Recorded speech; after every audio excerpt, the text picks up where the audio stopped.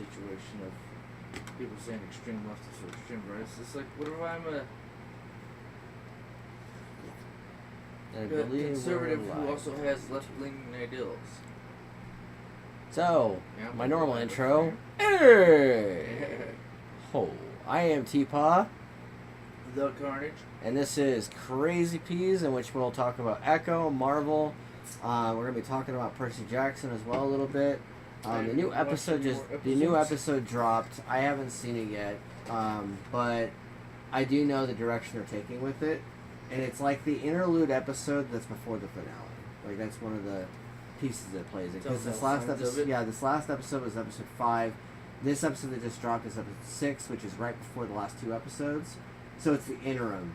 And yeah, but I mean, I don't think they're gonna. Well, I think there'll be a 2-3 seasoner because you're not gonna get through the full movie in the one book. Season. Yeah. In the book, Ares and Percy Jackson duked it out on the beach, and I don't know if they're gonna do that for this new incarnation because we saw what happened. I in think they 5. will because I thought you were on our side. Well, I got told to. Do I want to exist or not? Yeah. By Daddy-O. Yeah, and the crazy part is that when I rewatched the episode, I caught some of the nods and allusions to the fights and stuff. And apparently, when I read some of the plot description on episode 6, basically when Percy goes to go in the book, they go more into it. But in the book, when he goes to go meet his dad in Santa Monica, which is what you last heard about in the show. Poseidon has already dipped and is going to go prepare for war. And so they're going to adapt that into the show. Okay. And so that means that they're about to go to the underworld and they're about to meet Hades. That was Hades and Tartarus. Yeah. I am a giant Percy Jackson fan, just so you guys know. When I first read the books, I was 18, 19-ish years old. So I was just out of high school. I was learning about being an adult, that sort of thing. So I wasn't necessarily the 12... Thank you for sharing the TikTok live. Yeah, thank you guys. I wasn't necessarily a 12, 13-year-old, being like, oh, he's like me. I was more 18, 19-year-old being like, hey, I like his sense of humor. He's sassy as hell and he tells the gods where to stick it. And he was a very fun character. And then, of course, the fandom called him Per-Sassy. Because it's, okay, the thing I liked about it is it describes being ADHD and dyslexic and stuff, and it's like, oh, that means I'm part God. Okay, that means I don't understand your stupid human hold-ups because that's a stupid human thing, and gods are like, really, bitch? Mm-hmm. Excuse my French, but I mean, that's literally what they say. Yeah. I mean, I've even heard them say, would y'all not pull your heads in your asses? Me? No, not you. You're doing fine. Yeah. The rest of these idiots. Yeah, it was funny because that's what you heard Ares say. The god Ares, who is played in the script. Yeah, which is played. By the way, Ares is played by one of the best wrestlers of all time, Edge. I don't know about best, but he is a very he was fantastic. Influential. He was an anti-hero. He was a super heel. He would always verge between anti-hero and super heel. He was never a baby face. He never could be. Because he had so much more energy as a villain. The Rock came out at the beginning as the baby. As the heel. Yeah. That was the persona they gave him, but it actually worked because everybody's like, yeah, fuck the, man, screw the idiots on top. It's like, why is that a bad guy? One of the best we all rivalries. Say that all the time. One of the best rivalries, arguably, is The Rock and Steve Austin. I say one of the best. I actually think the best one was when The Rock and Cena were doing their bullshit. That is true. And Cena always talking crap, but you left. Yeah. You're talking about it like you're still part of the group. It's like, dude, I left so you could do movies, you fucking bitch. Yeah. And then, I mean, it was part of the storyline, but it's also come full circle because John Cena's like, no, doing all these movies and stuff with the... No, The Rock was right. You can't do both. Yeah. Yeah, no, I don't cave in the top, Fat Dave. So, bottom line, I sound like Steve Austin. But bottom line, I actually really, really, really love how Edge portrayed the character, and it's funny. I like how we saw it, or how it looked in the first episode. Yeah. In episode 4? 5. Or was it 5? Yeah. 5. When he first came in. He showed up on the motorcycle. Yeah. I mean, for me, it's like, all right, let's see. Okay, I like the way he's portraying the character from the book. Yeah. And I like the way that kind of portrays what I consider the proper Ares, not the, like, Ares from, like, Legends of Hercules. Yeah. Kind of douchebag. Yeah. But he's also a douchebag because his dad treats him like shit, so it's kind of the... Whether you realize it or not, you absorb some of that bullshit. Yep. I love and that's where I, always click with it. It's, I mean, you know the situation. It's the, but I'm not going to be that guy. Yeah. Who, this is all the stuff that happened to me, and this is what I do to everybody else. No, this is all the crap that happened to me, so I'm going to try to not do that to everybody else. Yep. I mean, I have my hiccups. Like I said, today I had a hiccup, and I about went off on the kids, and I'm just like, Uncle's gonna be right back. And I literally just left the house to... Yeah. It can have that effect. I mean... Well, it wasn't even the kids. It was another situation, but it tried to spiral me into that. And I'm like, yeah, no, little demon. I'm literally throwing you into the light. You were going to be freaking burned and turned back to your pure form where you're just going to be burned. Yeah. No, I feel that. No, it was funny because we were on our date and everything with the wife and I, and as we were driving back to the smoke shop, basically what's funny is she's all like, well, has he texted you back yet? And I'm like, not yet. Let's hope let's hope it's not because he's trying not to kill the kids. Actually, the funny part was because they instantly knew I was the babysitter. Remember? It's like mellow as fuck. Yeah. Oh yeah, dude, it was smooth as shit. Y'all laughed. Luciana gave a quick yeah, and then it was like mellow as fuck. Nice, very nice. It like mellowed out quick as hell. The biggest bitch she gave was when Mama ran back off for a few minutes. She's like, "What the hell?" Yeah, the wife actually. We went to Burger King, and normally I normally tell you about how some of it goes. She normally pulls out her phone, and she likes to try and avoid whatever, and then like I'll try and talk to her about stuff and. It's that's, that whole that's disappear kind of in the world. Accidental this time default. It was the opposite. This time she pulled out a piece of paper the therapist handed her that was for homework. Oh yeah, she was talking to us about that before we dropped her off for physical therapy. And then she didn't have me write down anything because I was like, well, I don't want paperwork. And I was like, I'll just provide commentary. But she basically gave me the paper and I started looking through all of it. That's what she was wanting. Yeah, more than and I just kind of and I just kind of went over every line that was on there because it was little sentences that it's tasty stuff that people in media should probably be doing, but yet they don't. It's stuff like when I feel validated or when I feel disrespected or disliked or when I feel like I'm perceived a certain way, this and this happens and stuff like that. That's I heard Jordan Peterson talk about when I was watching the video you sent me, and because some of the stuff they were talking about how they didn't go through divorce and all this stuff, and this is the steps, and he's telling it from the psychological point of view, and the wife's giving her point of view, and the camaraderie and the back and forth, talking to their daughter about it. Yeah. Because she lived with them, but she didn't. The kids never know the 100% story sort of thing. They only know what they see. Most kids only know a certain percent anyway until the parent becomes transparent. Well, even when parents becomes transparent. Yeah, think about that real quick. Anyway. The transformation from parent to, oh, you're just another dumb adult. Right, yeah, exactly. Because you go from either putting your parent on a pedestal or you go from hating your parent to being like, oh shit, there was a reason for why things happened the way they did. Or I see why they were a complete ass, because obviously. Yeah. And then it's like, moment. Do I do the same thing to my kids, or do I okay, here's a snippet for your information. Okay, now I'm going to let you live, and let's see if you are a complete fuck up. Yeah, exactly. So. And it's not even against your kids, it's just I see what my adult was telling me, or, oh, you'll be fine. Yeah, I noticed. You know how she'd always go and bounce back to her pity party, if you will, or her she has the hiccups and her negativity that she tends to revert to. This time, but that's not a constant. This time, no. This time, it was different. This time, she was commenting on a lot of the stuff that was on the paper. Like the top half was very much her.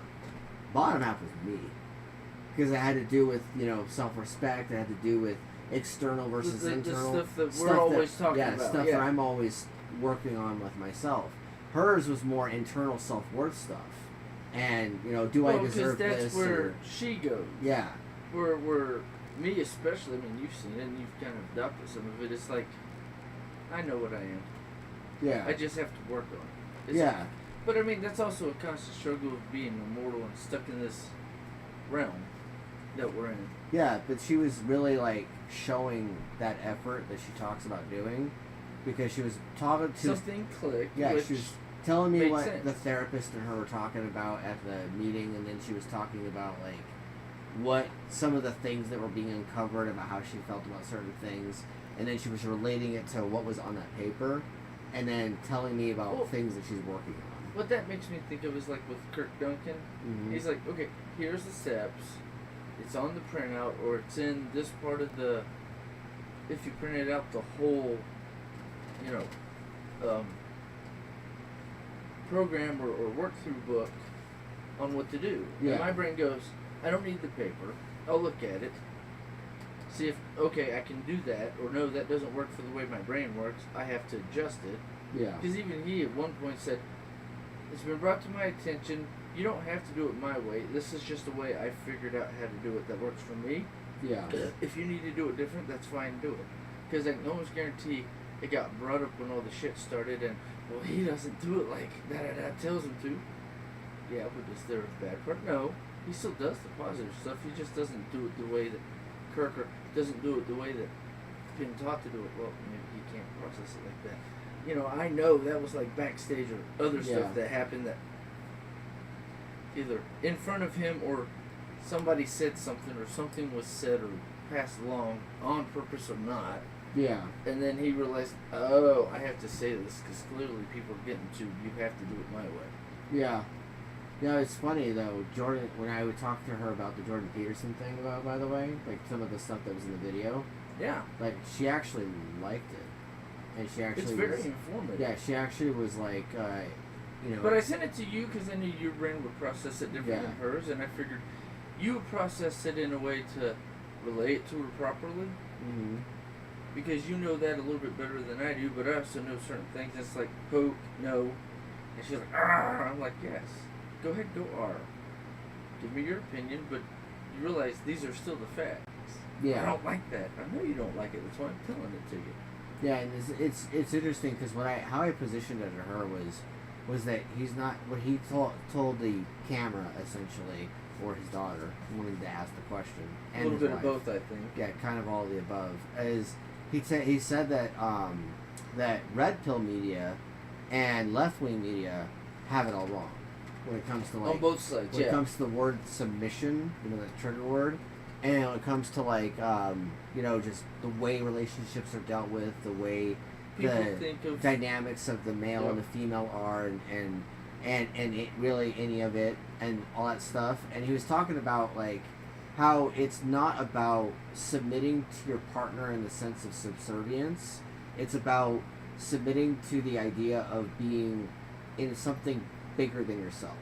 Yep. And like your higher presence, your higher power. Well, when he was talking about that stuff, that's when I sent it to him. Like, oh, you'll like this. Yeah, and then like being actually because joined. It feeds into your brain the way you always talk to me about certain things. I'm like, okay, this will be good for you because of the way you talk. Yeah, exactly. I just absorb it and just Yeah, just adds on or confirms the fact that I already thought. It's crazy because while the wife's listening to her therapist in the therapy appointment and she's talking to the therapist, I am listening to a psychiatrist and. Essentially mentally communicating with a psychiatrist. Yeah, who got his doctorate and then they told him, fuck you, we don't like what you said. Yeah. Some left-wingists or everybody's bitching and complaining about him, but they're not his patients. It's like, shut up. If they stopped for 5 seconds and stopped listening to and feeding their negativity and feeding everyone else's negativity, or they would hear the logic. Feed the fire. Yeah, they would hear the logic of it. And, right? And I was sitting there watching it and I'm listening to it and I'm like, watching how he's talking about, dynamics with couples and how he actually said something very interesting as well. Is he said that when you use power in a relationship and you use the idea of power in general, you've already failed because you're not using it with grace. You're not using it with selflessness. The part I liked, which was before you came out, you and Judy, but you first, was he made a comment while I was listening to it by myself about the whole thing of the person who knows they did something wrong, but they don't want to admit they're an idiot because as soon as they admit they're an idiot, they lose the argument. Right. But yet, they're going to push and smack and throw shit at the other person until they make them look stupid. It's because it's not owning their own mistake. That Dad Joe said. Yeah, don't argue with an idiot. They'll beat you with experience and drag you down to their level. It's literally the same thing, but he said it. Yeah. He said it differently, and I like the way he said it. So I'm like, okay, snatch. Because it's basically trying to argue with somebody who is so sold on their own foolishness, and so or their own life. Yeah, and so indoctrinated into their own like negativity and their own like staunchly held beliefs and refusal to learn new things or refusal to unlearn bad behaviors or unlearn things that got put up here. Well, it's like the school stuff. They're not able to I learned that in school. Yeah. Yeah, but 90% of the history you learn in school is complete bullshit, right? Wait, what? Yeah, like, what's his name?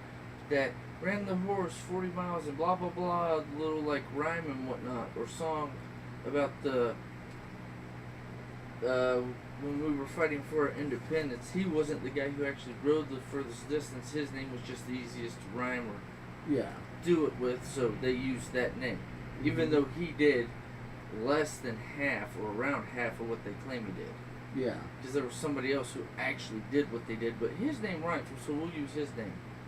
And stuff like that. That's like you were saying with, Rang homie from the Reiki and whatnot. Oh, you mean Cornelia? Yeah. About how she's like, I wish people would quit, like, well, my ancestors were slaves. Are you sure? Have you actually done your genealogy and looked? Were your ancestors slaves, or were your ancestors one of the black people who actually owned other black people as slaves? Well, she's already said that. Yeah, but see, that's what I'm saying when that comes up, and when I brought it up earlier, and was saying my piece about it. Yeah, it was like because it came up in ago. a subject. And you're like, Cornelia said. She wished that quit being the freaking bitch and scream that they always give because it's complete bullshit. Yeah, she called me last night and we talked for a good hour and a half, and it was pretty awesome because some of it was talking about the whole third eye thing that I've been experiencing, but some of it was also talking about how we both kind of see the world differently than a lot of other people, and it's hard for us to play by the social contract rules that are around us because we're breaking away from what you would consider the systemic corruption and the system. Well, that kind of goes into what you named on the podcast. This is breaking out of the Matrix. Yes, that's what I was. I named the podcast "Echoes of the Matrix" because it was kind of a pun and a callback. But to Andrew, to Andrew Tate and stuff. But because he's always like the Matrix, I'm like. But also, we're going to be reviewing the show Echo, so I figured it was fun. Yeah, fun play on words. Yep. But I was talking to her about how both her and I, it's interesting because as we continue to journey along, separate states, separate areas, separate lives really, and yet we're still like paralleling. In each other's shit. Yeah, paralleling. Like no matter what it is, like we're always paralleling and well, that's why I like Kim Duncan, Kurt's wife, because she's like. Well, he was getting somewhere, and I didn't like it because I didn't know how to get there. I wasn't paying attention or listening to him, so I was angry at him for moving on or getting to the next step.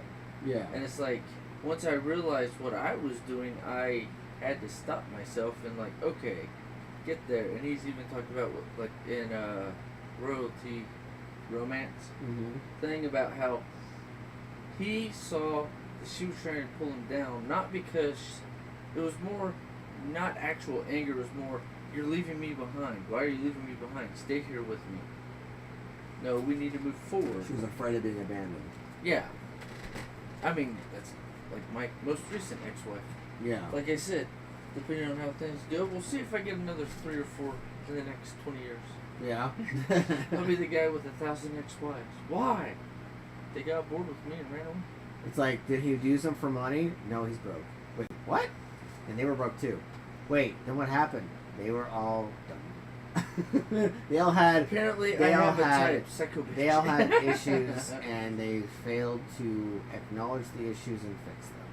And or whenever I go into the communication part from my end, it's like, well, you realize you're doing this, this, and this. You're just, going against me. You're talking down to me. No, I'm trying to literally inform you, hey, you realize you're doing this. Yeah. See, you're the bad guy. It's like, how am I the bad guy when I'm trying to help? Yeah. But I mean that's my, you've seen it, my constant struggle that I have with a lot of stuff and people and just in general. It's because the world is dealing with, like, I was thinking about this the other day when I was talking to a member. Because I was looking at her call history, her log history, which painted a picture. It was a really weird one. But basically, one of her calls was in 2020. Then another call was in 2021. Another call was in 2022 and 2023. And, like, based on the map of her call, like, one of them was in August, one of them was in March, that sort of thing. And literally, it was weird because she's all like, I keep having car issues every time there's, like, a world event or, like, a world shifting or something that's weird. And I'm like, well, technically in 2020 of March and April, it was COVID, like, really rising up. And then, the BS and halting the world and everything. And then in August, it was some weird stuff with the election stuff happening before he became actual president. And then the next year, it was more stuff from COVID, but also more stuff with the government and other things that are happening everywhere else. Yeah. And so every single year, your car seems to magically line up in parallel with world events. It's not even a parallel. What a lot of people don't realize, and this is why I'm like, well, if my car blows up, my car blows up. Yeah. It's the energies will affect the metals and stuff that we should use as metals in the car, but we don't, because we found a cheaper way to do it, which makes us more breakable. You idiots. Yeah. I just think it's funny how just months ago, people were like, the media was going, aliens, aliens, aliens out of nowhere. Yeah, when they did that, I'm like, yeah, okay, so we're doing this thing. Yeah, and then I started seeing, like, weird, like, objects in the sky. I mean, wasn't I talking about before it became, like, this thing that everybody was talking about, aliens, they're real, and this, and this, and yeah, this. It's funny because I've already seen them in the sky before, but for some reason, because of the way that the syntax and the synergy of media is, and the way your mind is with your phone and whatever you're using to consume media on, there's like this weird synergy and syncopation with what you start noticing more of versus what you noticed before in relation to what you consume on media. And so because I saw more and more about aliens, and suddenly I'm like, that must be a UFO. I'm just like, it's like I already knew it was there, I already saw it before, but like, now it's just like right there and I can't ignore it. It's like hovering a donut in front of my face and being like, with neon lights.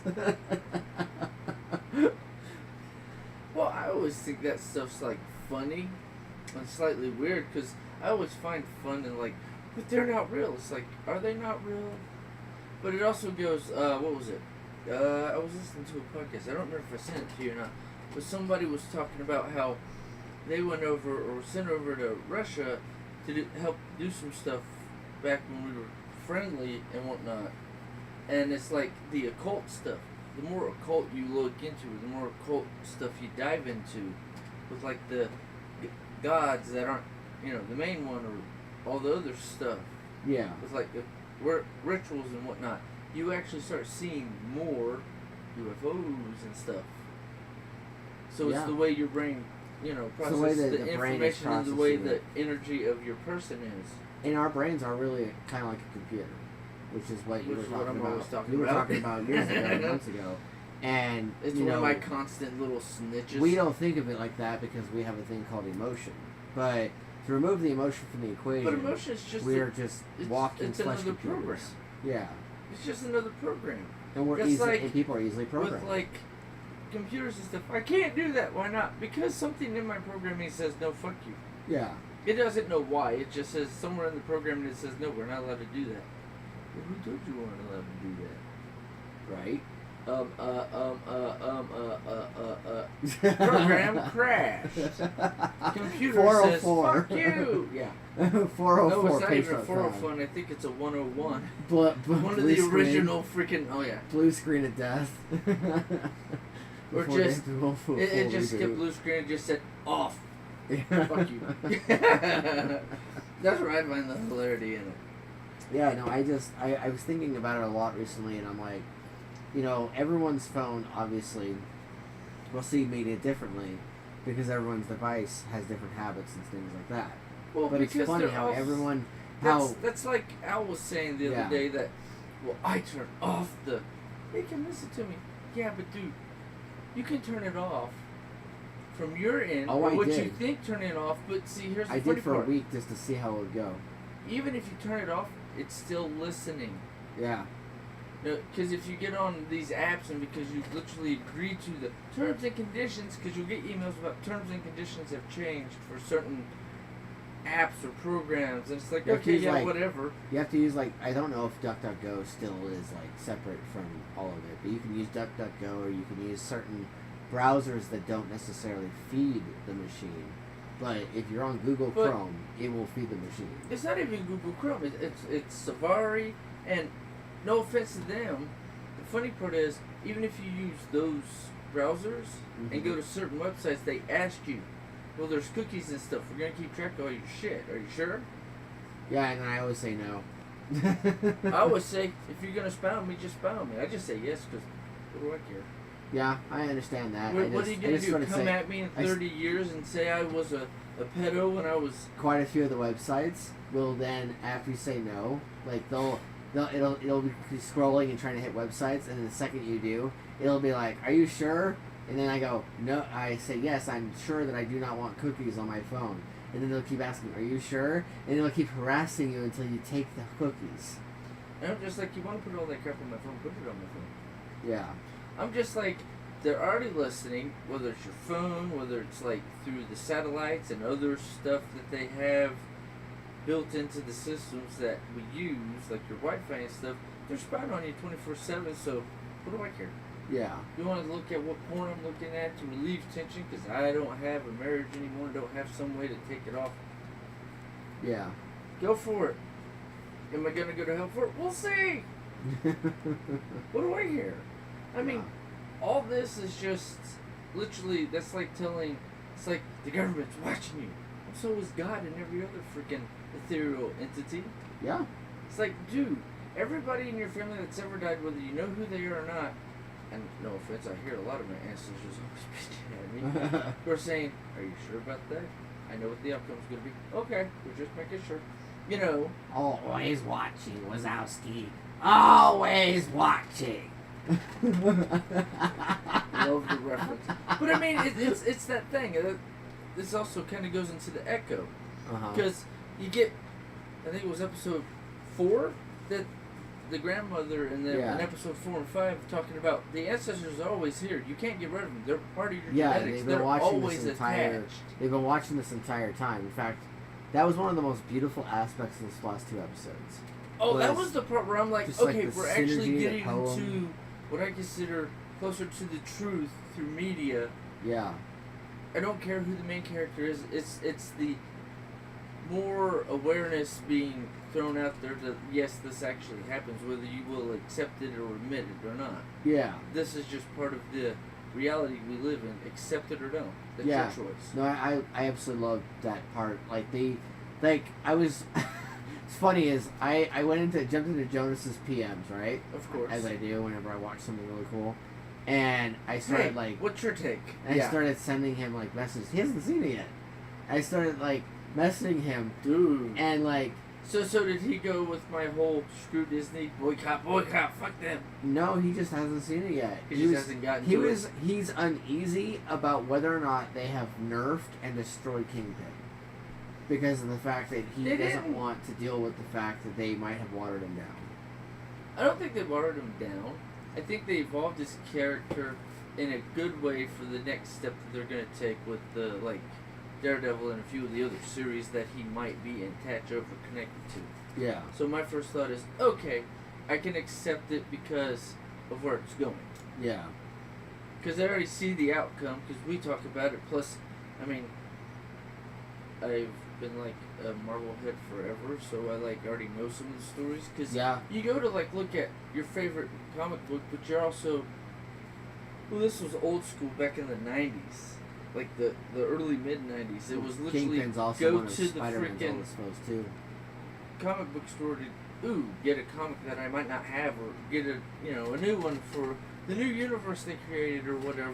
Yeah. It's slightly different, and I enjoyed it because I always heard conversations of other people around me talking about all this stuff. So subconsciously, I have it all freaking written down somewhere in the freaking in your brain. Trillions of terabytes of data I have saved. Yeah. It's like you mentioned something earlier. I'm like, oh yeah, this fact, da da da da da da da da da da for like 20 minutes, and I'm like, okay, I'm done. Yeah. It's like, where did that come from? A little shorter, little snippet I saw like 2 weeks ago or last week, and you said that, so it re-engaged memory. Yeah. So here's the facts I know, and here's my viewpoint on it. Yep. Next. Yeah, no, it's always fun and interesting whenever we talk about not only one, like whatever's going on in media, two, some of the political BS that happens, and three, just general jack of all trades, miscellaneous stuff with cosmos, science, and everything else. Yeah. And how we're always bouncing shit off each other, and not even the stuff that's like recorded. Like this is like an hour or two or a couple hours of us talking and shit. We do a lot more than that. If we recorded everything we ever talked about, there'd be like so many hours, trillions of freaking just data points. Yeah, like it would be insane, and then you guys would really be confused because we don't follow a format at that point. I mean, this is barely even a format. Like this is just kind of like a. I've kind of screwed the format because you wanted to be. Yeah, I wanted to try and go from one topic or main core topic with like some side topics. And then every single week that we were trying that years ago, he just went, oh, well, what about this and what about that? And it was like he just kind of went, all your format structure thing that you wanted? Ooh, that was cool. And I'm like, shit.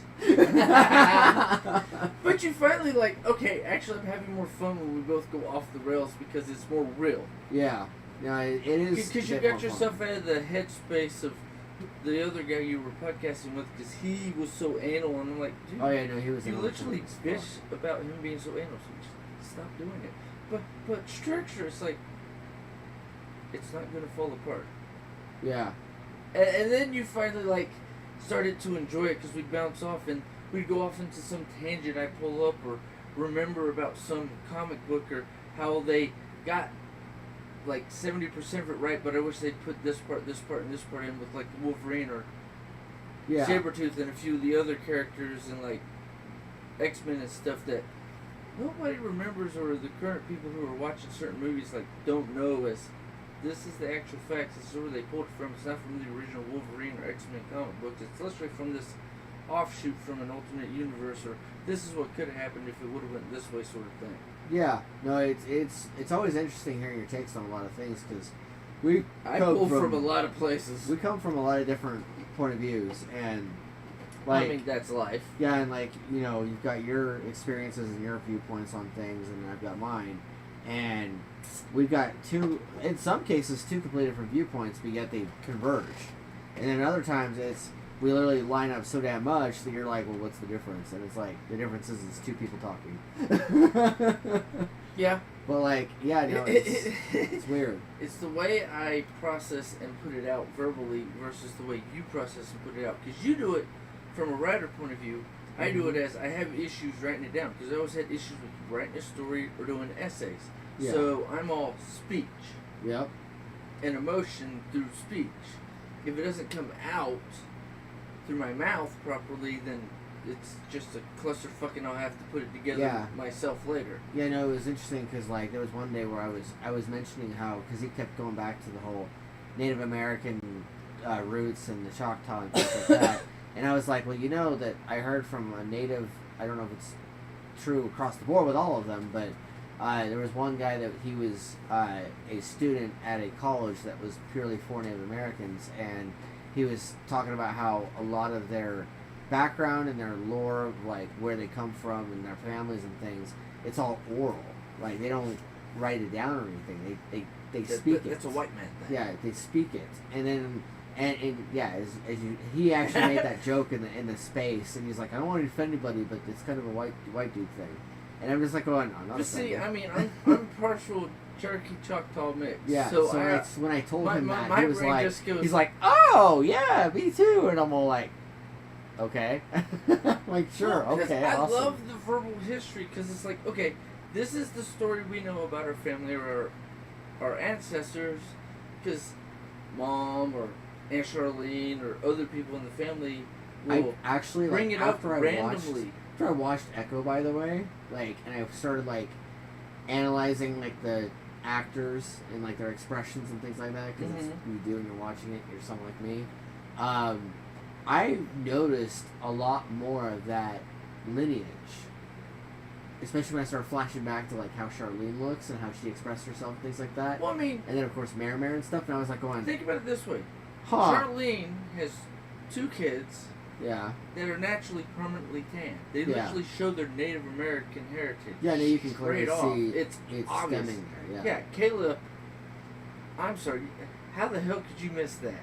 Yeah, no, she's permanent tan. Oh, she's Italian. Actually, that's Native American. What? Look at the jawline and look at the cheeks. Yeah, that's literally what I see. Because I saw it with Nikki when she was first born. Yeah. It's literally, okay, there's my cheek line, and there's her mother, because she's feminine, the Navajo chin. Yeah. I instantly saw it. They're like, she's tan. Or is this yours? The nurses were like, I'm like, it's mine. Shut up. Yeah. Because they were like, she didn't cheat on me. She ain't got the balls, and if she did, she knows she'd be dead.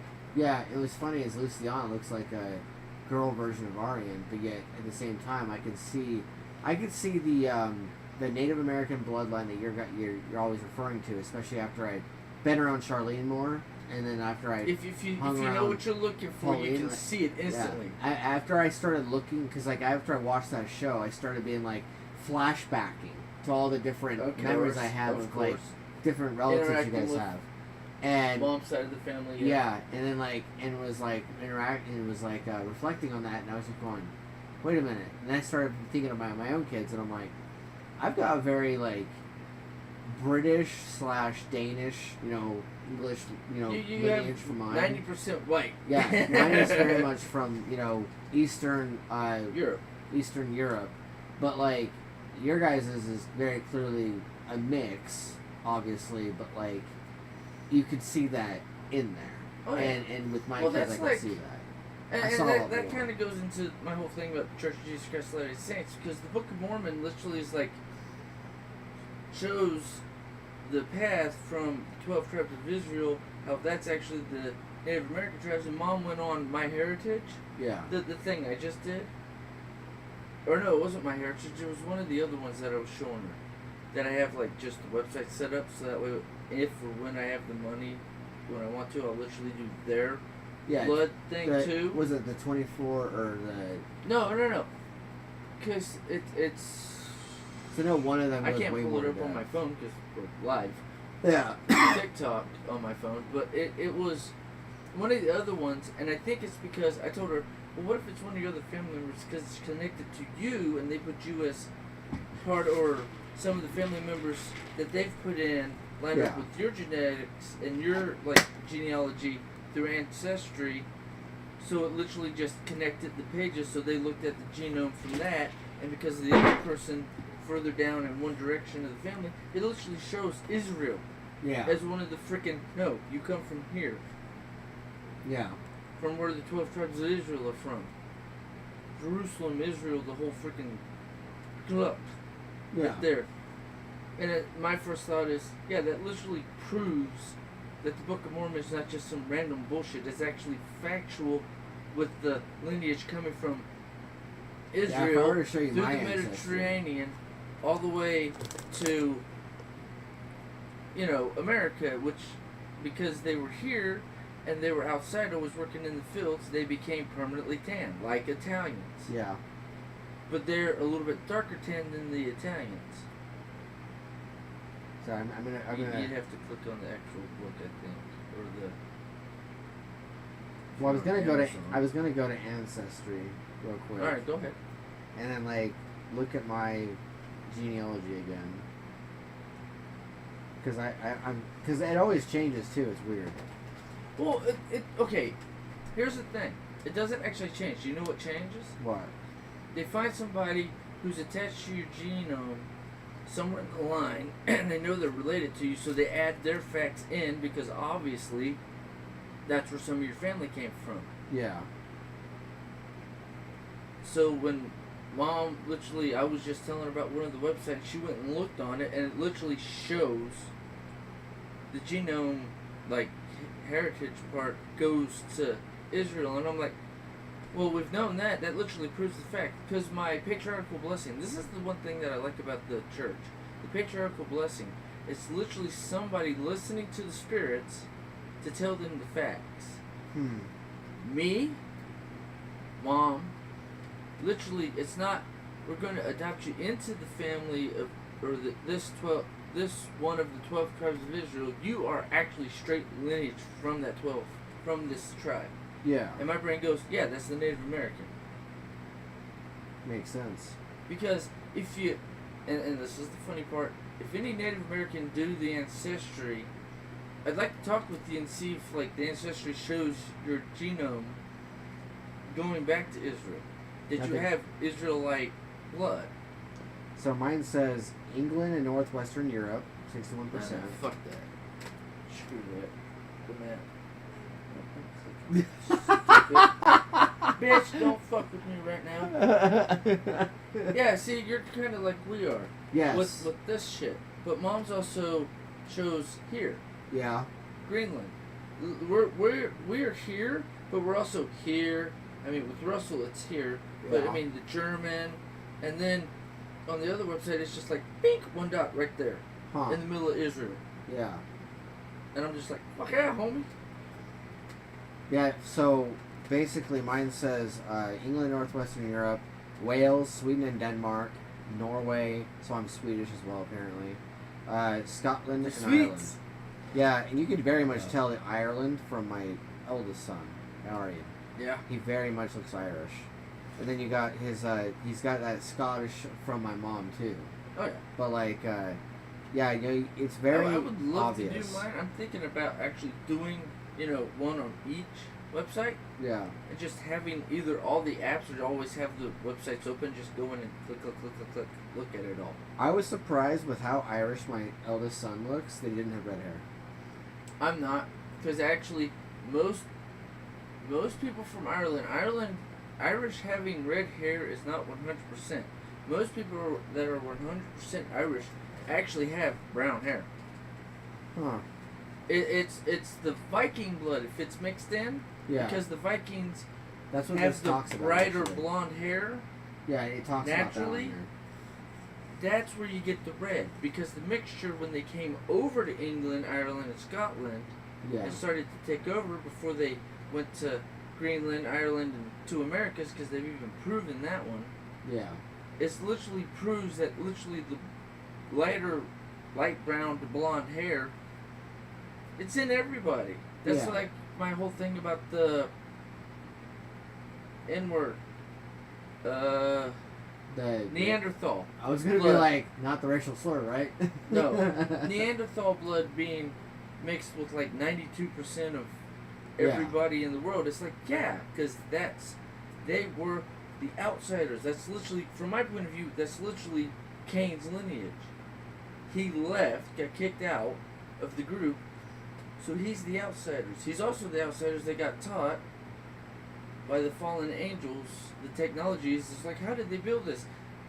How are we finding these technologies? In Metaphysical podcast, they talked about that they dug up what looks like an ancient freaking nuclear reactor. It's they had the technology back then. They just, that's the lost technology. Yeah. Because the angels literally this is how we did it. But because God, the Father of everybody, or all the spirits, literally told Jesus, because this is Old Testament, call Cockham, because this is BS. Yeah. They're not supposed to be that advanced yet. This is supposed to be a lineage thing. It's supposed to come slowly, not just instantly. They have all the knowledge. That was why the flood happened and all that other stuff, and that's why, you have the giants and whatnot. That's supposed to be the Nephilim. The females who bred with the alien, with the aliens, aka angels or ethereal entities who decided to, here's my physical form. It's so awesome. And it's so funny. Perfect that... It's so interesting that, like, the government's talking about angels, or the government's talking about aliens, and you refer to the angels as aliens, and... Well, I mean, they're not from this world, so technically, by definition, that makes them an alien. It makes me want to, like, really have the government narrow down, like, the government would never... What they define that's why I as like being metaphysical, because John Lablanco, I think is his name, is the guy who literally... was one of the people who was used by the government to become a words are just running away from me, or the spirits are like, you don't need to know that word, you little fucker. Shut up. It's Not astral so project, but it's remote viewing. Yeah. Hey, you can do that and go back and see the past. You can't really see the future, but you can go back and look at the past. Yeah. I guess that means I'm remote viewing a lot. But no, if you find, or if you can figure out, because you actually don't need to be taught how to do it, because everybody has the ability to do it. Some people need to be taught. Me, I have a natural ability to do it. I've talked about it a few times. But it's the becoming so meditative, you can go look at everything and anything and anyone and everyone. Yeah. In your life. They usually, like they were talking about on the live today that they did, about how it's 8 numbers. But the 8 numbers might not actually be a coordinate. But then, at the first it wasn't a coordinate. It's like, okay, we're going to write it down, the 8 numbers, for you to focus on, but we want you to go here, so we're going to put that intent into us writing down the numbers. So obviously you go there, and then they figured out how to write down the numbers to go to Earth or wherever. Yeah. And time and whatnot to actually view what's happened or what is happening, sort of thing. And my brain instantly goes, everybody can do that. That's called astral projection. And you got to be careful with that, because if you astral project for too long, hey, look, an empty body, I'm gonna fucking snag it. That's where you go into the supernatural. Oh, I've had this. I've been in this human where form, like the cast members get cast as the characters, and Misha Collins is playing as 50 Castiel. Years, so go fuck yourself. Castiel's inside of Jimmy Novak's body, and they had to give him a whole tragedy bunch to of explain why Castiel still has the body. Yeah. Yeah. But I mean, it's you have to be careful with astral projecting, because if you're not careful, when you come back, there might be somebody else running your meat suit, your meat robot. Yep. I mean, that's why I've been saying this since I was like 5. I am not the original runner of this suit. Huh. I've said that for years. Yeah, no, you keep saying that like at the pool, and I'm never sure I'd take it. Well, I always see it because of the way my brain processes stuff and the way I see stuff through the... Yeah, I mean, the way I've explained it to you also, I've shown you. The way I see stuff as... Did somebody flashbacks. But anywho, about how I've never felt like this is my body, because I see stuff and everybody else tells me I'm crazy. You couldn't know that because you've only been living for this long. So I've always thought this wasn't my meat suit. But now at this age, it's like, no, this is my meat suit. Yeah. But I've always had the ability to see and not be what in the Mormon and, well, I'll call it that just for quickness, so I'm not going to say the whole name of the church, but, and in other religions, it's literally the veil's put over your face, over your spirit. You're not supposed to remember your pre-mortal existence. But I remember stuff that you shouldn't know as a mortal. Stuff that you shouldn't know either. Me and Cornelia were talking about that for a good, 20, 30 minutes last night. About it's how you can instantly, and if you know or find out how to do it without having to be taught, you can astral project. It's not that hard to do. Yeah, I ended up figuring it out on my own. Yeah, see, what a lot of people don't realize is their third eye's so closed they could never freaking do it because you're holding yourself back. That's going back into what we've said 1,000 times on this. Yep. Quit being in your own way. Yeah. That's why I've never felt like this is my actual self. Mm-hmm. Because I've always known from like the age of 5 when, being conscious in this body, but yet, so when looking back at the memories I have, I've always been in this body or a part of it. Yeah. Or I've always been aware of the experiences this body has learned, but the way that I can instantly just pull up the memory without even a thought. So the original Karnage just kind of like go astral projecting for a little while, and then actually somebody else took the meat suit, and then you just kind of got lost. No, it's like I took over at the age of 5. Huh. Fully took over this form. Huh. So I've always felt like this isn't my true form. Which, if you go into part of the deeper parts of the real church, and the real part of it is, this is just a temporary form. Yeah.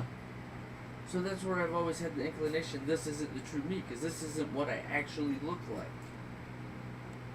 Makes sense. That's like always hearing like, with the one chick who did the special where she's a medium. Yeah. And she always talks about she has a hard time because they were never had a human body, the shadow entities. Yeah. Or people who had bodies, but after they've left, because they were dark or whatever, that they can project, like they look like a demon or something bad. What's ironic is that person's name is Death, and they're saying flashbacks, and now they said no. That's funny. Well, I don't know when that popped up. I just saw it. I don't know either. Just look. I don't know either. I mean, you guys can clarify that, or you can clarify that if you're still here, dude. Tell us how long ago you said that, and if we didn't catch it, sorry, homie. And kind of like the context. Yeah. Oh, you didn't put chat back up. See if you can do that real quick, just in case the one guy from the Dollar Tree actually hopped into. Oh. I think it would be the ad down there on the sources. Yeah. Just hit the plus button. I think we'll be able to add. Whoa. Okay, trippy bitch. Computer's being weird. Well, it pulled it up.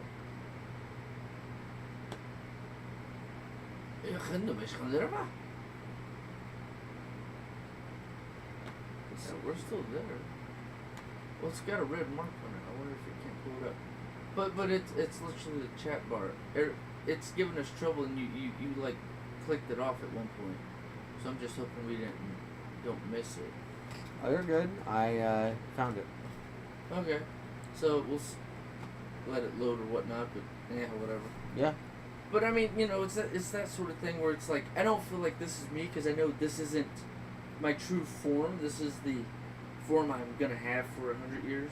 Yeah. And I always thought it was funny when I got to the point in my life where I'm like, oh no, I'm going to live for 100 years. Everybody's like, you don't know that. I'm like, you don't know that. I know that. And it's being so, it's not even self-aware, it's just knowing that's my destiny. I'm going to live for 100 years. I'm going to be the crazy old guy who's still talking shit, who should be in a wheelchair, completely handicapped, still walking around like I own the fucking world. Huh. Yeah, no, I remember you saying that a lot at the gym, and I kind of was like laughing about it and stuff. But it's when you're, I just know. I don't know how to explain it. It's hard to explain. That's why always when you're like, you kind of like, well, you've said that before, but how? And I'm like, I don't know how to explain it. That's the hard part. I just know. Yeah, you just instinctually know. Yeah, and it's hard to explain. Well, how do you know? I don't know. That's where I always have trouble when everybody tries to like argue or debate me on a lot of stuff. It's the I don't know how I know. I just know. Yeah. Like the Christian, Judaic, Muslim God is God, but the way the Muslims worship and their prophet that wrote the Quran isn't a proper prophet, because with some of the stuff he wrote, we have to fight, we have to, one of those type, the tyrant guy, and it's like, dude, that's like completely against everything of how it's supposed to work. Yeah. And it's like, and he came after Jesus, so it's like, okay, are you 100%, or you thought God was talking to you, but what you don't realize, you were talking to demons. Like I'm always saying. Yeah. Everybody thinks it's a heavenly voice when actually it's a little demon on the back of the neck going, stupid fucking world. Yeah. I mean, we've gone over that subject, haven't we? That's It's probably where though. the whole flashbacks comes in. Yeah, it's interesting though, because it's like, I'm one of those people that can tell when it's a demon versus when it's an angel or versus when it's some god or whatnot. Because you can just... Because you've been aware. Yeah, because you have that... I have that, sensibility about me. It's weird. But that's just... I just know how it is. And it's almost like having a sixth sense. I was trying to find the video. No, you're good. But, it's almost like having a sixth sense of, you kind of know... It's like saying, okay, I know that pebble is red because it's showing that it's red. And people go, well, how do you know that for sure? And it's like, well, I'm holding it in my hand and it's clearly red. But if it shows in a different lighting, the color would look different, but it'd still be red. And so... But see, that also kind of goes into, Dad always saying, well, this is the color. Yeah. You're colorblind to green and red. What color do you see so that way I can adjust my eyes to either see that color like he does, because I know I have a sixth sense or capability to do that. Yeah. Or it's just, oh, yeah, no, he says that because he's this colorblind. Yeah. And knowing that stuff about certain people, it's we've had one person, couple 5 or 6 times hop in and out. Oh no, they're just liking. Yeah, they're just liking the live. Thanks, guy or person. Thanks, person for supporting. The name is Okay. It's something to. It looks something like a Russian name or something. Or maybe I'm Arabic about it, but it looks like a different type of name. But I appreciate you for being here. Thank you for being here. Thank you for liking the live. Yeah. I just. It's weird because we talk about sixth sense, we talk about, just being able to know certain things. It's incredibly hard to explain to somebody who doesn't see it. Or has never felt it or heard it. Yeah, yes. It's the oddity is like, how do you know? I don't know, I just know. Yeah. It's like, how do you explain to a non-Jedi or non-Force sensitive how the Force works? Yeah. Without saying the typical shit that Yoda would always say in the movie of it binds us. It surrounds us. It's living Force energy. Without saying that shit. How do you explain Force? It's like, what was it? In the Ahsoka, everybody has midichlorians. Yeah. You have to figure out how to tap into it. Yeah. And I can't remember the character's name. I'm having a blank right now. For student. You mean Sabine? Yeah, Sabine could never do it. And then when something happened, she needed to and had to. Yep. She could tap into it. And she just tapped into it. Yeah. It's not I have to think about it. It's literally, you have to feel it. Yeah. It's the knowledge of, I know I can do it, so I'm just going to do it. Yeah. Yeah. I actually liked how they did that interpretation of her character. I like how they did that interpretation of somebody who's usually wouldn't be considered Force sensitive, but with midichlorians and everybody has the potential to be Force sensitive. I'm glad I went past the first episode. The first couple episodes of the show, I'm glad I went past that because first episode or two, if I had just stayed at just the first 2 episodes of the first episode, I would have been like, fuck this. Right? Well, I'm like, no, if I'm going to go in, I'm going to watch the full thing because I know where my brain will process all the information. When it gets it in, it'll be yay or it'll be nay. Yeah. Just like kind of with Echo. Like, why am I getting all this stuff down? Because you came back home, where your origins are, where the ancestors are closest. Yep. Where we are, your family. We're all connected. Exactly. And then she could tap into the actual power and basically force of her ancestors who know how to use the gift they were given. Yeah. And I like how that happened with the grandmother and the sister, and they started beating the shit out of the bad guys. Do this. That was my favorite. Okay, so I'm gonna go into it. Okay. Yeah, let's go. And so basically, I spent so many hours, too many hours. I spent too many hours watching people hate shit. But I was sitting there and I was watching them. That's where you go. Talking smack about and Tyrone, if you're watching this or if you hear about this, do better. But basically, I was watching. Appreciate you, Tyrone Magnus. Please give it another chance. But anyway, I was watching. No. Say it right. Tyrone, pull your head out of whatever director's ass it's in, pull your head out of your and ass. actually enjoy the show and see it for what it really is. Yes. Anywho, keep going. Yeah, because there's a lot of people on there that are like talking so much trash about Echo and like giving it the most negative reviews, and just really trash talking the female lead and everything. It was just so profound. It was beautiful, like the way that they did the whole bird thing at the beginning with her mom in the last episode, and then like how they tapped back at that at the end, and the way that Kingpin was done, like just the way everything was. The mid-credit scene. Yeah. And then I don't understand how a lot of them were like, oh well, that last scene or that finale of the finale was anticlimactic, and I'm just like going, how? Like, it literally gives you the next step for either her or just Kingpin. The Kingpin in general, the story to keep going into another series. And at the end of the day, the story itself is about a father and a daughter who had to face the conundrum of love versus violence, and choosing violence or choosing love. Even the scene where he shows up at her family's house and she thinks he's there to kill her or to hurt her or maim her, and he has his goons put a contact in her eye because they're like messing with her eye. He had put the contact; they were just holding it. Yeah, no, they were they were holding it, and he was like that, and she's just all like, "What did you do to me?" And he's just like, "I gave you a modification, I gave you a gift." And then you find out that it's a cybernetic contact that goes in her eye and allows her to see Kingpin doing sign language, because that's how she communicates. And every other turn and every other beat in that following scene when they go inside of the kitchen, you're either expecting someone to fight somebody, or you're expecting somebody... Wait, what's going on? Oh, it's not about encoding overloaded? It's just a... No. Missed the spoilers. Oh, did I miss we're the spoiling spoilers? it right now. Because I wanted to miss them. No, we are covering the show. Right now. Right we now. just got into so, you didn't miss anything, but you will also love the show. Echo will be one of your favorite Marvel shows that they've put out so far. I know that recently, for a fact. yeah. Because some of the other ones have gone to complete yeah. shit. Like, we got to the episode 3, right?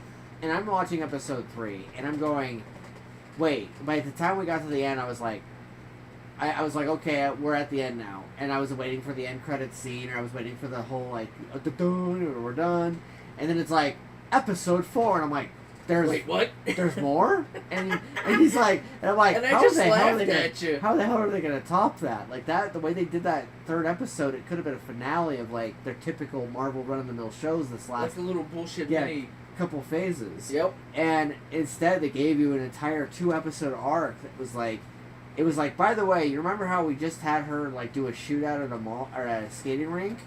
Now we're gonna give you a father-daughter story that taps back at her mother-daughter story and her grandmother. It's a story about family. Here you go, have fun. And it's about... But I like the way it ended. It's about trauma. It's about overcoming trauma. It's about becoming your true self. Becoming your true self and facing your lineage and facing your ancestors. Like it was beautiful. It was poetic. I don't understand all the hatred it got. Like I'm like going, this is gonna go down as one of the most underrated TV shows that Marvel's ever made, probably. Like it just is. Like unless like the hate finally just dies and then it starts actually getting the appreciation it deserves, like I'm just like going, bruh, like she's like female Daredevil right now, dude. Like I think that was their bang. Yeah. You're just trying to make it leftist because it's a chick, and I'm just like, shut up. Because when you told me that, I'm like, bunch of idiots. Let's just watch the show and actually see if they're running their mouths like dumbasses. Right. And here's a fun fact. In the Marvel Universe, we're talking comics, yes. Echo and Daredevil, they fuck. they are a couple in the story. Like, they are a romantic couple in the story, and there's a couple panels that people were posting them in the chats on the different Facebook pages for Marvel. There was a couple comic panels where Matt Murdock, Daredevil, and Echo are at a movie theater, and because she's deaf and because he's blind, they were both compensating for their lack of senses, and one of them was reading off what was going on in the movie, and the other one was telling them what was happening. Like, they were doing sign language. What they were hearing, you know, what they were hearing. And it was, like, this whole back and forth of, like, you know, sensual, like, romanticism with, like, how they are as a couple. Like, you know, one of them lacks one and one of them lacks the other, so they just combined the two together, and it was, like, bonding experience. And I was, like, reading the comic, and I'm like, oh my god, I hope they adapt that. Like, that would be amazing. They didn't into the shows, but when you said that, I'm like, well, I don't think they'll do it in the first season because it's just a mini season. And also the fact that. But my thing is with you talking about the Born Again. I think they'll bring it in there. This is literally a launch into the Born Again, so it's Kingpin going in for mayor with the last scene after the episode, the little mini clip in the credits, and how they show her and Daredevil fighting and how now she's changed. So I think that'll be part of the Daredevil series. What's funny is I actually my dad was asking me, he's all like, have you seen Echo yet? And I'm like, I kind of just like polished off the first 3 episodes in one go, and Daredevil was great bait. Right? And he was just all like, yeah, well, you know what happens in the comic? And I'm like, am I gonna guess that they're romantically involved? And he's all like, I'm like, well, I've seen quite a few things on the internet already. And he's like, yes, they are involved. It isn't nearly as brutal as Typhoid Mary, and it isn't as nearly as bad as when Karen got off by Bullseye, but they do get together. Because he was a massive Daredevil fan. Like, I remember when I was a kid, I'd walk into his bedroom, and he had, like, this giant poster on the wall in the back. And it was like, most of the time it's all Star Wars everywhere, right? In fact, including the little chest he had in his closet was all Star Wars. But on the wall, it was this giant comic book art, Frank Miller style comic book art of Daredevil, and he was a massive fan of Daredevil and still is. And when we went to go see the movie, he was of course comparing notes of like what was in the comic versus what was in the movie. And then when we watched the Daredevil show on Netflix, he of course called me up and was like, "So what'd you think of that?" And I was like, "How many episodes have you seen already?" He's like, "I'm already on episode 6." And I'm like, "Going, Kingpin." And he's like, "I know, right?" And I'm like, "Oh my god!" Like, just they picked. Well, we talked about this last week too. They picked the perfect actor to play the Kingpin nowadays. I don't like the no offense to the black actor. Yeah, Michael Clark Duncan. Yeah, no offense to him, but I don't think he did the Kingpin properly as a full-blown character because it was such a small part of the movie. Yeah. I think that he did good, like I said before. I think he did good with what he had. Well, no, I agree with that, but I'm saying I enjoyed it for what it was. It was just, that's not the Kingpin. I know. But this Kingpin is Spider-Man Yeah. Kingpin from the animated series back in the day. I can see this Kingpin being the one that goes toe-to-toe with Spider-Man. Oh, and just, like, fucking throws him around. No. See, there was the funny part. The last scene in Spider-Man, when he actually goes up against Kingpin, he literally tells him, "I've been holding back this whole time, you big piece of shit." Yeah. And he goes full. Oh, I know. Spider-Man and just waylays his ass. Yeah, I know. And that's where I'm like, yes, finally, you're not holding back and doing the superhero thing. You cross the line. You have not a clue. Yeah, Here we go. Yeah, in the comic book, Peter Parker ends up... in there too, yeah. He ends up taking and finding out that Kingpin got Aunt May in a very life-dangered situation. In fact, he snapped. Yeah, and he just beat the crap out of Kingpin, and then he literally grabs him by the front of his... Not even his clothes. He grabs him by his skin, pulls him up like this, and just starts screaming at him and yelling at him in the comic. Oh, yeah. Now, it's a comic book panel, so I don't know if he's actually screaming or not, but it's really violent. And then he just, beats him down on the ground, and he's surrounded by all of his cronies. If you see the animated version of it, it's literally him screaming, but it's screaming in pain. Yeah. And you a-hole, you cross the line. You want to cross the line? All right, motherfucker, here we go. Yeah. And Spider-Man just goes it's to that rage level that he finally gets to, because Kingpin has always been the head of all the bad guys, but he's never touched Peter Parker. Yeah. Now that he's touched the personal life, you just unlocked my cue. I'm gonna kill you. Yeah, he He unlocked rage mode. Yeah, he unlocked the anger of Peter Parker that always it's always been pent up and held back. Yeah. Because of the fact the whole line of with great power comes great responsibility. Yep. And then once Kingpin brushed that layer and peeled back that thing and pressed the button, Peter was just like, screw this. Oh, you're going to go there? Okay, yeah. Trucker, we'll go there. Yeah, he was just like, I'm going to fucking unleash the Kraken on your ass. And so it's like, I kind of want to see, like, they've already killed Aunt May in the movies, so I don't know if they're going to, what they're going to do exactly with Kingpin, but it would be very interesting if, like, for instance, he threatened, like, all of his friends or something. Well, no, or see, whatever. They can't do that with the current adaptation, even with Tom Holland. Well, no, not Tom Holland. With the cartoon. Yeah. With the Spider-Verse, because they've already passed that point, because the Peter Parker from the 90s cartoon, you'd actually have to watch the 90s cartoon to understand where the older Peter Parker with the kid is in the second Spider-Verse movie. Yeah, no, I know that's where my brain instantly goes, because I'm literally tapping into all the, like, things that I know and watched about Spider-Man animated series, and it just all taps in together with the Spider-Verse. See, and Calypso has literally heard me when we go to the theater and stuff and watch the new Spider-Man movies, like every time they come out, has heard me talk about that shit. Like, talk about the 90s show, talk about this, talk about that. But I often watch them on their own. One of the theories is, since there's no Oscorp in the MCU, it's literally, he got bit by Tony Stark, one of his labs from Stark Enterprises, is the one that made the spider that bit him. That's why he's always giving him stuff and trying to help him, because he realized his lab's the one that did it.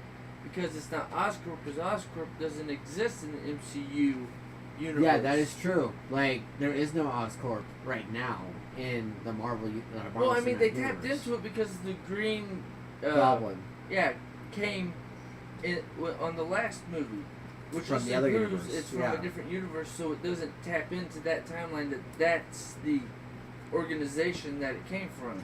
I'm learning that I'm not a big fan of that one. Because it's melon. That's why I'm like, no, I don't like melons. Fuck off. Yeah, it's kind of like, eh. I'm like, damn it. You picked a psycho. I did pick it. They usually work. Like, they usually, I well, no, as soon as I saw it, I'm like, yeah, no. And you're like, I'm like, if you want to try it, dude, go for it. My brain instantly went, nope, you say melon. That means cantaloupe and other things I don't like. Active Mandarin Live Wild Lime. You see, I like the tribute. I'm going to try that one. I like it. It has a nice, it's a good thing they were slight lime flavor, but it's better than most of the other ones. And the only reason I picked the C4 is because I've tasted it, and I actually like the blue C4. Makes sense. It's a decent flavor. I'll probably use it in the morning, but. So you think the spider that bit Peter Parker in this current universe or incarnation? And in the Tom Holland universe, which is the MCU, is I don't think they've ever availed that actually. They never did. Because it was just like I got bit by a spider and that was it. I got powers. Yeah.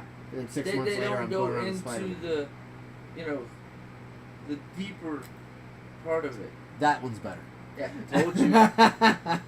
But I mean, they don't dive into it. But I mean, like I said, I've heard this. Looking at some of the, because I like looking at some of the theories in the shorts and whatnot. Yeah. Because I don't go through the whole video because they over-explain it. It's like, I don't want the long explanation. I want the short one so I get the info and then I can process it from what I know through comic books and movies and whatnot. Yeah. I mean, and it makes perfect sense. That's why he gave him the Iron Spider suit. The Iron Spider suit, and then also the AI that's inside the suit. Mm-hmm. Yeah, no, I remember that, and it was almost like he took him on as like a not just a student or not just a protege, but as like a son, and then and it's because whether it was before he shut down the lab sort of thing, it was the New York lab.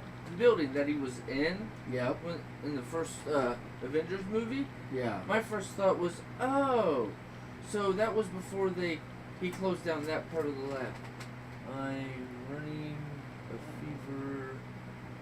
FYI. Yeah. Well, we do have adult medicine, so it was bound to happen. You know, youngest child has RSV. Sorry about that, love. Yeah, I honestly, I'm hoping I don't catch it, because that would suck. I mean, I've been around like 5 or 6 kids that haven't. It hasn't touched me, so I'm just like, okay, whatever. Yeah, like every time the kids get sick, every time she gets sick, I'm always like, COVID. Please don't. I got it. I had a hard time breathing for like maybe 24 hours, and then it went away. Yeah. So it's like, yeah, fuck it. Yeah. They just literally shrugged it off and kept trucking. Yeah, and she's been like, wife hasn't been the only one holding Luciana constantly. I mean, today at the appointment, I had to be the one that took her to the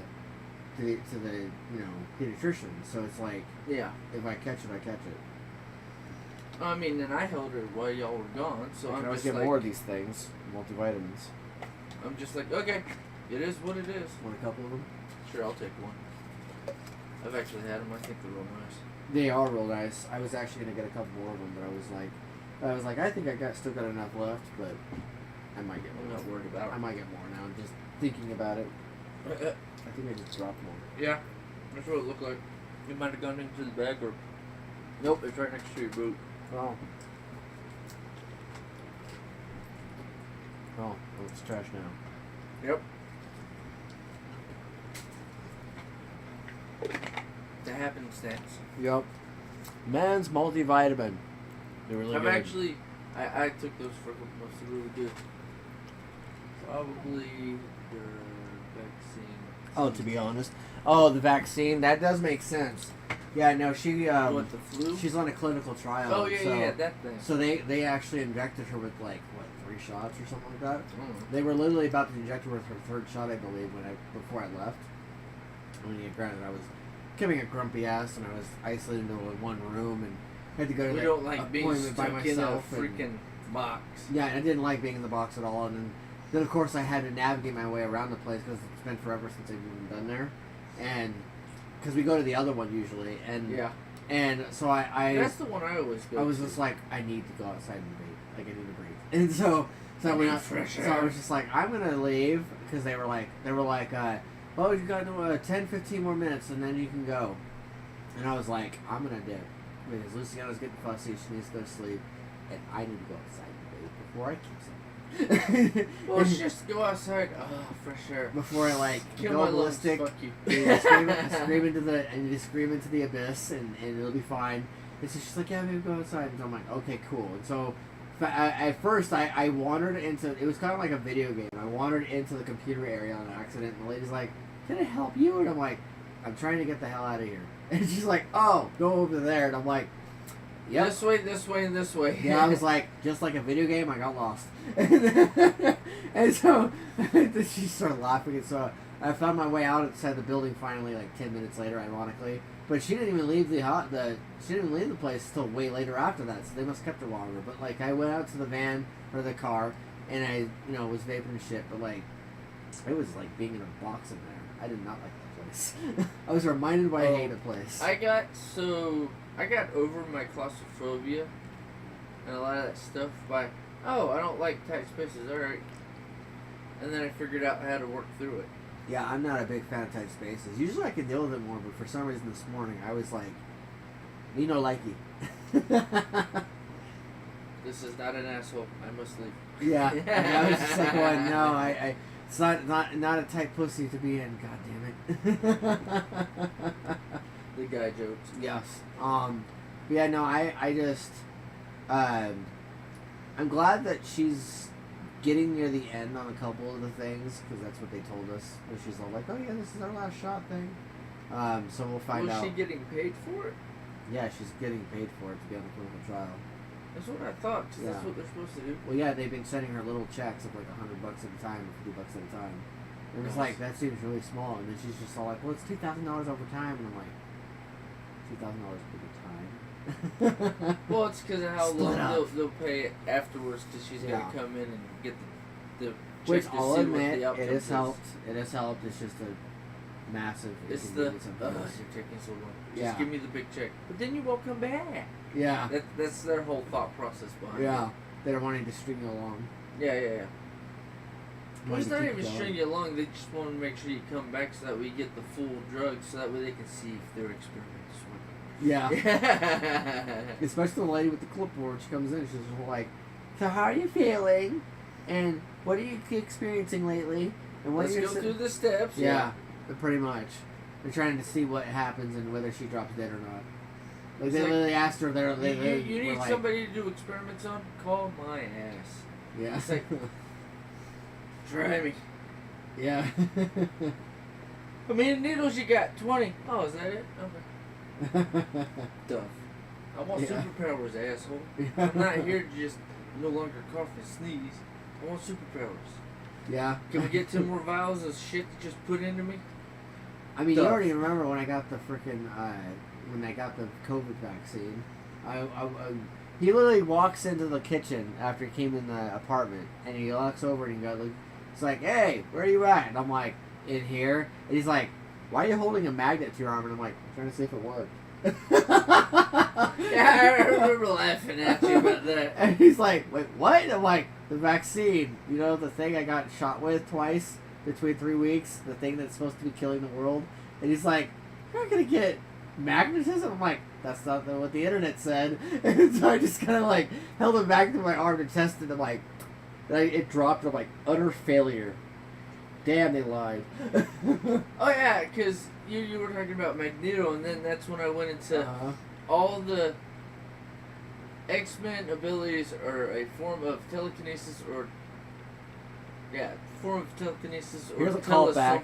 Here's a callback and a half. 3 years ago, I literally had to speculate what would happen if their entire agenda was to give everybody superpowers with the vaccine. And all I did was laugh because I'm like, yeah, give me the ability to do something.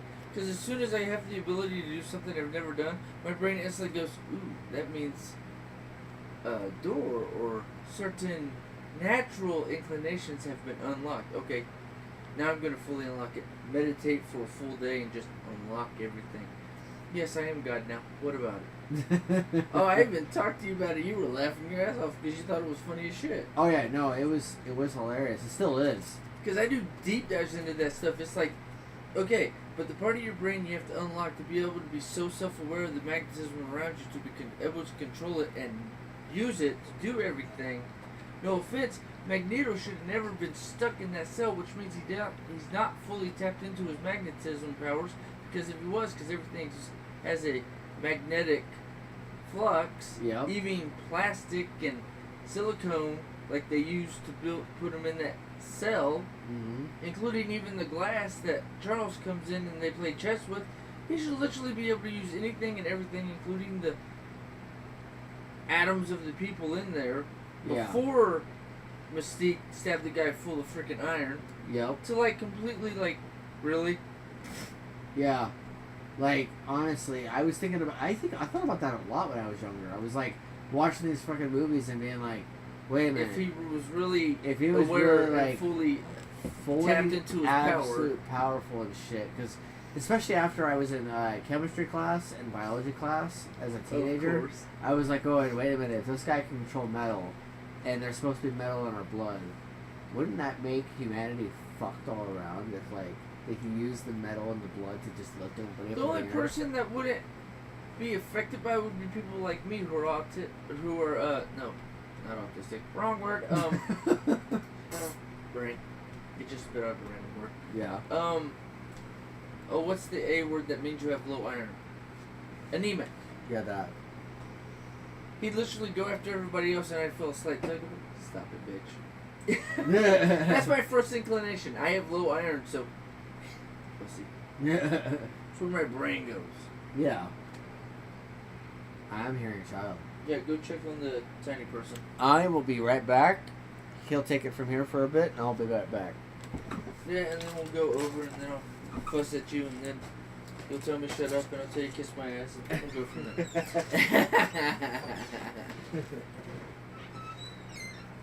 Sick baby. The annoying, well, not really annoying, more like the sick people. But you gotta deal with that as a parent. No, but I mean, yeah, no, I mean, this is also something that's recently just my brain just tapped into. I mean, but I've always been slightly tapped into it anyways because of the way my brain processes information. But it's the thing, like, every superpower, including Wolverine's of being able to heal and Sabretooth's, it's all brain, because your brain is the operating system that controls your whole body. So if you have a mutation, if you have enough self-awareness, like we're always talking about, me and TPAW, it's being so self-aware that you can literally tap into any and all mutant powers and have all the mutant powers all at once. You just have to figure out how to. That's why I always thought Charles was such a... With his power being telekinesis and what's the other one? But the way he can read brains, telepathy, that he should be able to be aware enough, and him being a scientist, to be able to unlock basically the full freaking capability of his brain, which means he should be able to do a million times more awesome and more powerful things than he actually does in the TV show, comic books, and or movies. And that's where my brain's always gone. He's literally only using like 2% of his true potential. And I didn't like... Well, I like, and also have a slight argument or fight again with the whole he needs to use cerebral to amplify his natural mutant power, so that way he can see every mutant and or human on the planet. My brain instantly goes, you should be able to do that naturally. Because once you're aware of it, shouldn't, because you can read people's thoughts, you'd be able to read thoughts of people who've read books and read other scientists' brains and figure out how having that part of your being able to physically tap into other people's brains and move things with your mind, you should be able to tap or unlock the rest of your brain, because you have such a high consciousness and awareness from the basically the computer that controls everything, your brain, that you should be able to unlock any and all abilities. Maybe not all at once, but each one individually. So he should be able to unlock his brain, the part where he could naturally heal and be able to walk again, while at the same time untapping his brain to be able to show all of his students at his school on how to control their powers, but also tap into the full potential of their powers, so that way it's no longer a hindrance or a struggle. It's an instant ability that everybody can tap into naturally.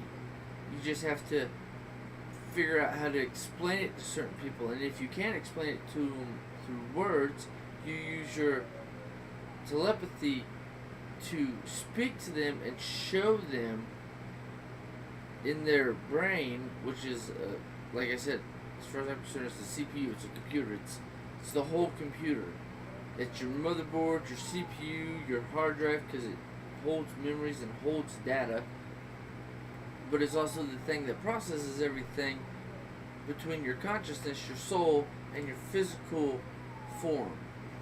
So it's the way you should be able to tap into that. If you have unlocked telekinesis and telepathy, that you should be able to unlock any limitations you have, and what they call in X-Men 3 level 10 mutant.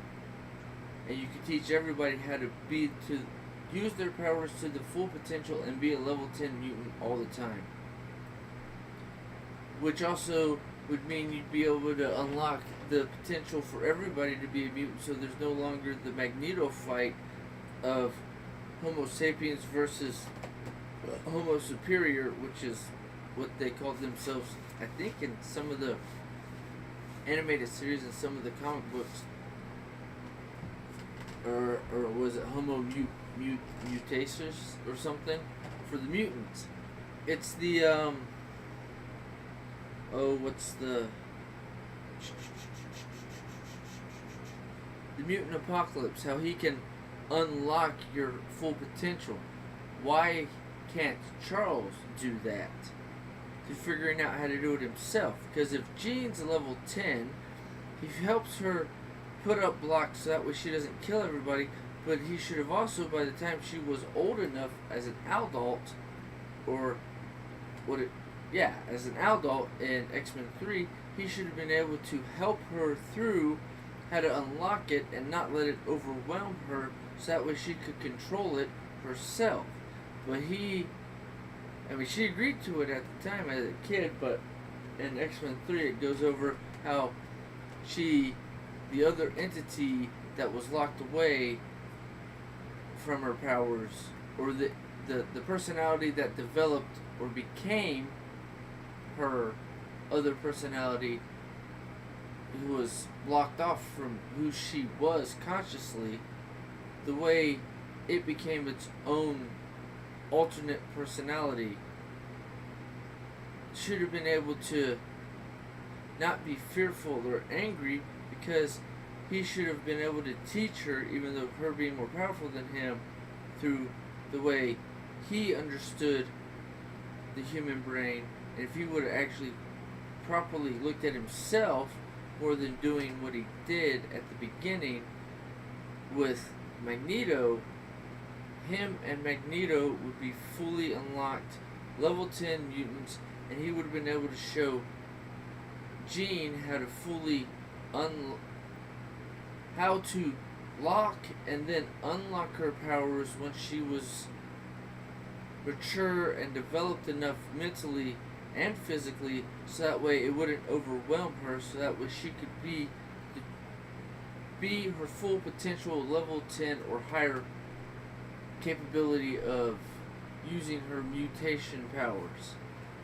Or at least that's where my brain goes. Because then he would also been able to help Wolverine, even though they showed it in X-Men Origins Wolverine, how him being shot by the adamantium destroyed the memories of his past.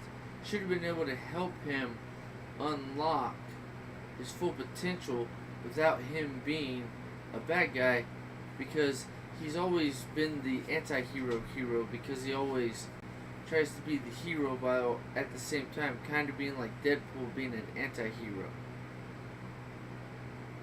But if his abilities were fully unlocked, he'd been able to possibly, well, maybe not when Charles met him, but he would have been able to eventually unlock, or being able to figure out how to get the memories from his brother Sabretooth and other people that knew about him, or find out a way to unlock or get the files that told him about who he was and see who he truly was before he lost the memories and turned into the rageful person he became.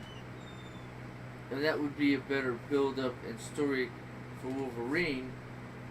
But that's also where I have an issue with the Logan, the last Wolverine movie, is because if he has the healing power, it should have counteracted the heavy metals.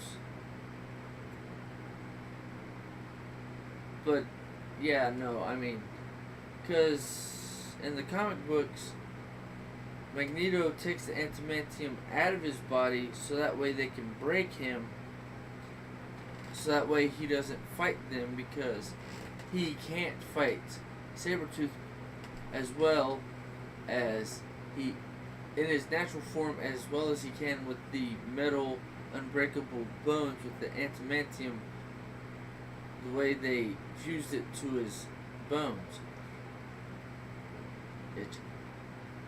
I always thought that part was funny, and I thought they should have brought that into the movie, so that way it would have been slightly different, because with some of the comic books and some of the animated series they've done with X-Men, of course I like the comic books a little bit more with Wolverine, they've gone into how he was still a little bit older, but not as old as they showed in Logan, when he found out they made a female clone of him. And he had tried to be a father, but she hated him because from her point of view, he abandoned her even though he didn't know she existed. So that's a whole different weird dynamic that I really don't want to get into right now. But I mean, the potential of the mutants not being able to fully tap into their powers, kind of like with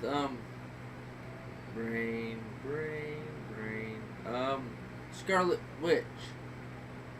That character's, when they finally tapped into their full power, and how she fell in love with the dead guy, but then brought him back from the dead, but it was only the him that she knew through her memories, not through his memories, at least not 100%. I think there was a way to do that properly, so that way she could bring him back to life, because her powers were able to give him the same energy, and because of the memories he had in his maid body, be able to bring it back to life without it being fully destroyed like it was in Endgame. Hang on a sec. And whatnot. So I think she should have been able to bring him back to life and make it so that way he could live without the Life Stone. Or was it Soul Stone? I don't remember, and I can't look on my phone right now because I'm broadcasting. But yeah, no, I just think she should have been able to actually bring him back to life even without the stone being in his head, because the stone was the part that gave him existence and made him self-aware and able to do and be who he was.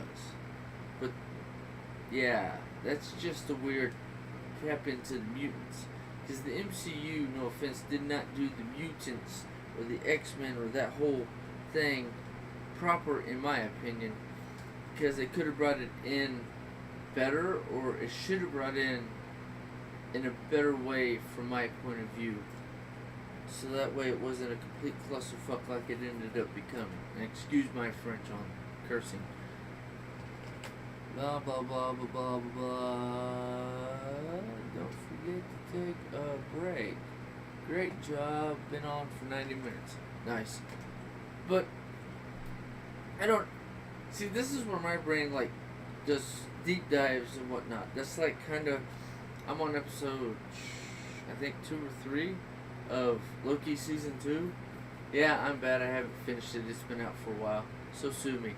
But how they're trying to figure out how to fix it so that way I don't have to only keep the, what they call the sacred timeline, which was part of Loki season 1, because the way the guy made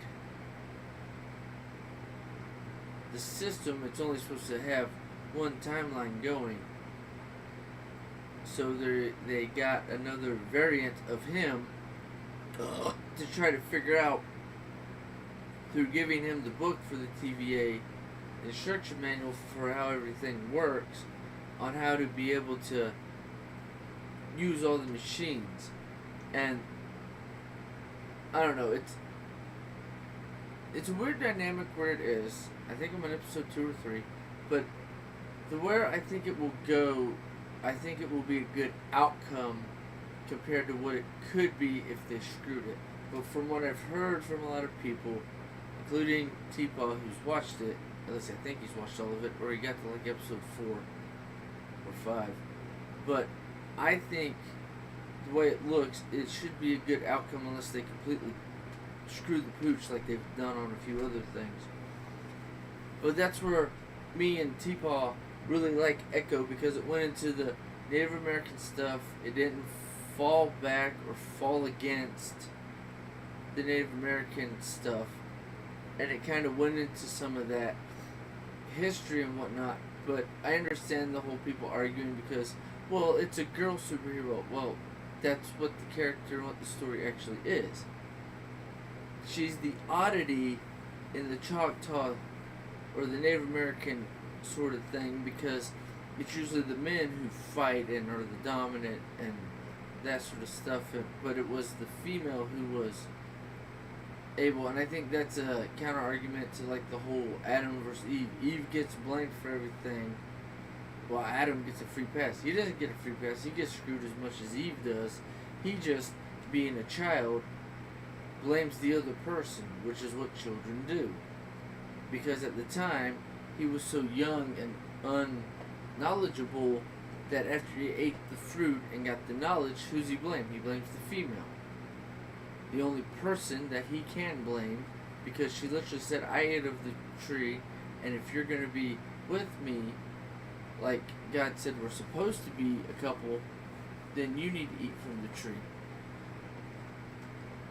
It's a weird dynamic, but I like how with the Native American, especially the Choctaw mythos that they used in the show Echo, because that's where that's the tribe it's supposed to be, that it's literally, she was actually accidentally or unknowingly took a drink of the water, which is the same as eating the fruit of the tree of knowledge, and got the power to heal and keep her people on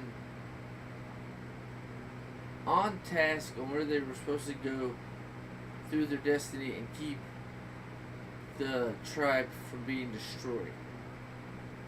But that's where my brain also goes into, well, that's the mythos, but the mythos is literally talking about how humans, Adam and Eve, were created and how they came from the earth because they were made from the elements of the earth.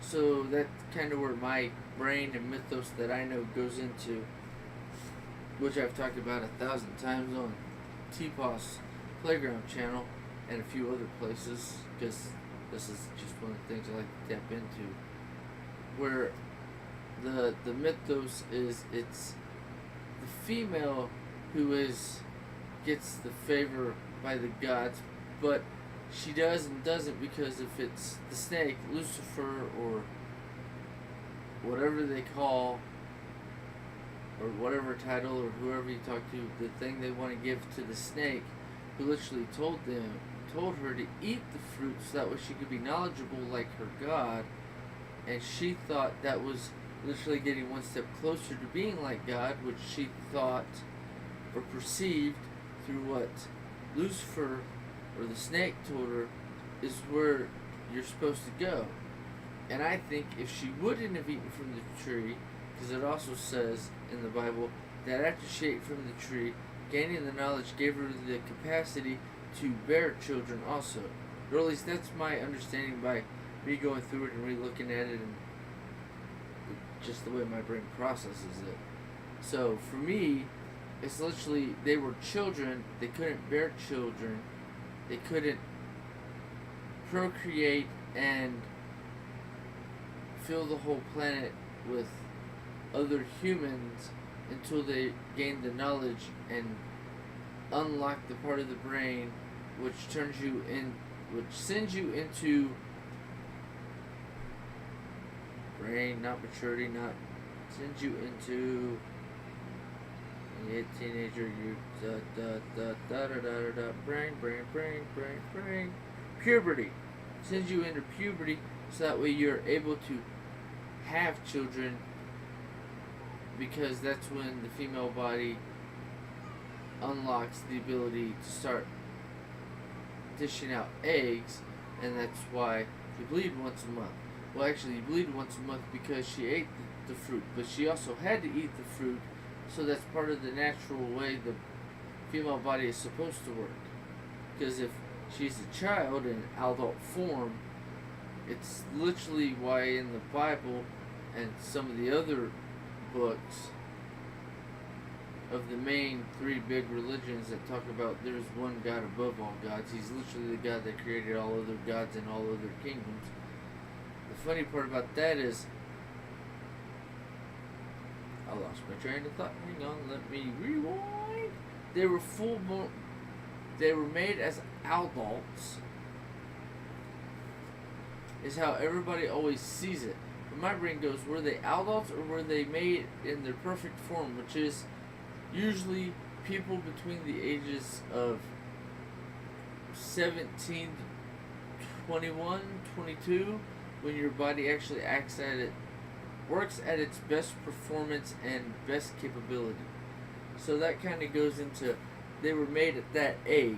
They were either supposed to reproduce, but they couldn't reproduce because they hadn't hit puberty until they eat the fruit of the tree of knowledge, because that unlocks and makes their body work in a way to be able to have children and procreate and make a lineage to fill the entire world.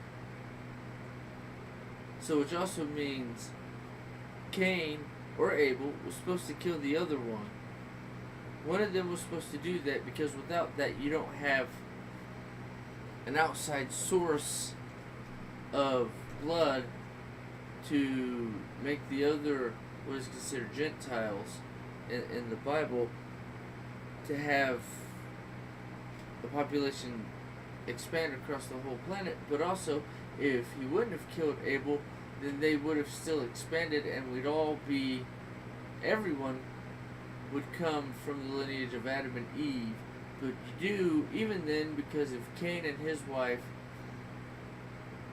are the ones who populated all the other parts of the world, while what became the 12 tribes of Israel is also a direct descendancy of Adam and Eve.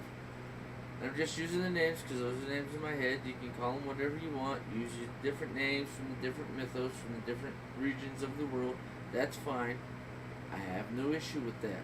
That doesn't bother me one bit. That's like God is Yahweh, Allah, Elohim, God. But God's a title, not really a name. So, I mean, that's a whole different thing. Like, Jesus' name wasn't actually Jesus. Noah's name isn't actually Noah. Adam's name is actually Adam. Eve's name isn't actually Eve. Cain's name isn't actually Cain. Abel's name isn't actually Abel. Seth's name isn't actually Seth.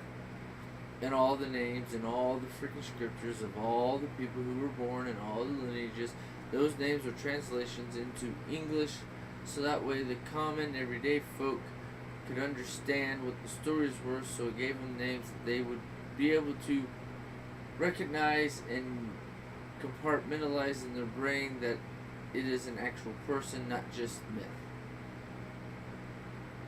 Wow, I just said a lot. Give me a second.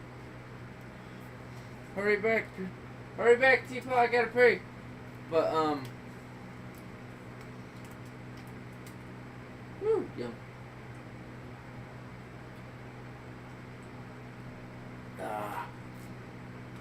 Makes me think of lemonade. It is back. With the demon. I gotta pee, sorry. Yeah, if you heard any of that, try to dive into it from your point of view, or what other lunacy you want to go into. I heard X-Men and I heard Mutant Talk.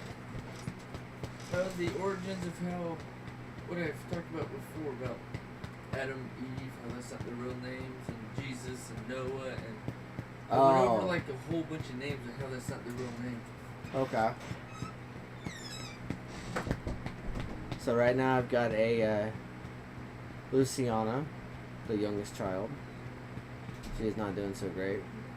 She got RSV, and we took her to the pediatrician. So it's a virus, so it has to run its course. But yeah, that's what I was doing. I was taking care of a screaming child. She was screaming for daddy.